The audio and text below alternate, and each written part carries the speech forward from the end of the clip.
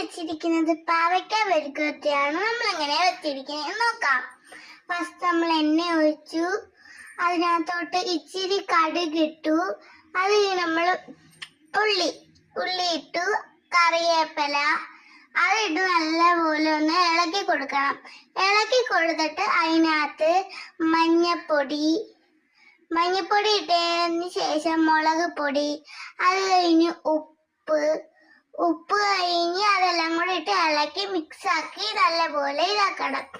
അത് കഴിഞ്ഞ് നമ്മൾ ഇടാൻ പോകുന്ന പാവയ്ക്ക, നമ്മുടെ മെയിൻ സാധനം പാവയ്ക്കാണ്. പാവയ്ക്ക ഇട്ട് നല്ലപോലെ ഇളക്കി മിക്സ് ആക്കിയിട്ട് അതൊന്ന് ഒതുക്കി വെച്ചിട്ട് നമ്മള് നല്ല സ്മെല്ല് വരുന്നുണ്ടായിരുന്നു. അതിനകത്തോട്ട് ഇച്ചിരി നമ്മൾ തിരികെ തേങ്ങ ഇട്ട് അത് നല്ലപോലെ ഇളക്കി നല്ല അടിപൊളിയായിരുന്നു. നിങ്ങളൊക്കെ ട്രൈ ചെയ്ത് നോക്കണം.